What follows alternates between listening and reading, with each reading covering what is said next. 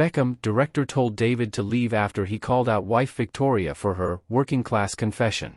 Fisher-Stevens dives into the aftermath of David Beckham mocking Victoria for growing up working class. Since the release of Beckham, stories about David and Victoria Beckham's lives have dominated the internet. Topics included in the 4-part docuseries were the rise of the soccer star's career, intimate family moments, and Posh Spice revealing the hardest time in her 24-year marriage to David.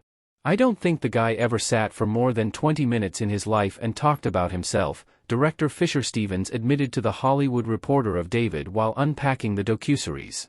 Recounting one moment in particular that took the internet by storm, when David called out his wife for claiming she grew up working class, Stevens shared that the moment was completely unscripted, and David was not supposed to be home. "It was our first interview with Victoria, and, honestly, I had no idea David was listening. He was supposed to be taking his daughter, Harper, to school," Stevens told the outlet.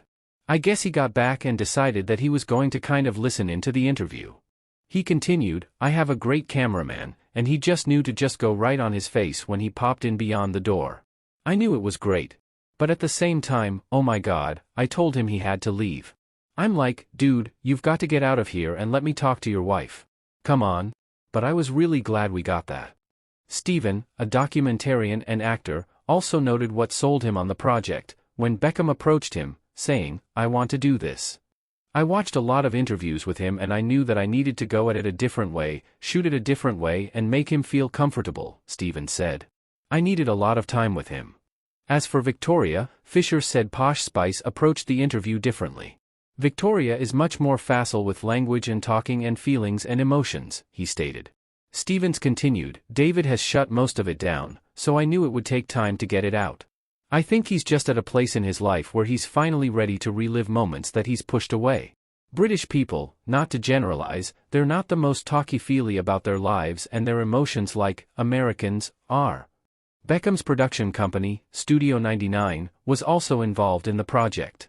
Even though David was involved in the docuseries as the subject and a producer, Stevens had the final decision on what made it into the show and what did not. This was difficult for Beckham.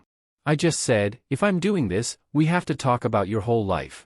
Everything, the ups and the downs." To him, the 2003 stuff in Madrid, the tabloid stuff was really tough for him, Stevens said.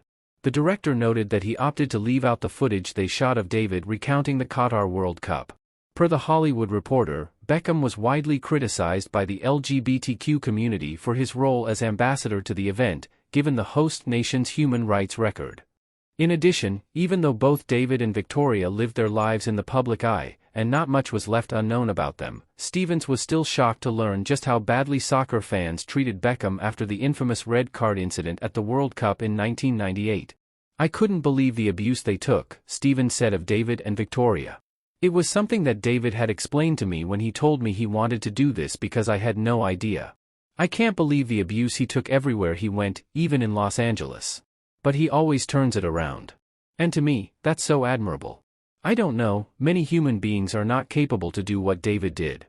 Stevens continued, "The other thing about him that I found fascinating was his compulsive behavior with everything. It's why he does everything 100%. He won't do it unless he knows he can tackle it. Whether it's beekeeping, being an incredible chef or, obviously, he's obsessed with cleanliness and cleaning and order. I had to really convince him to let me film some of that stuff. He didn't want me to."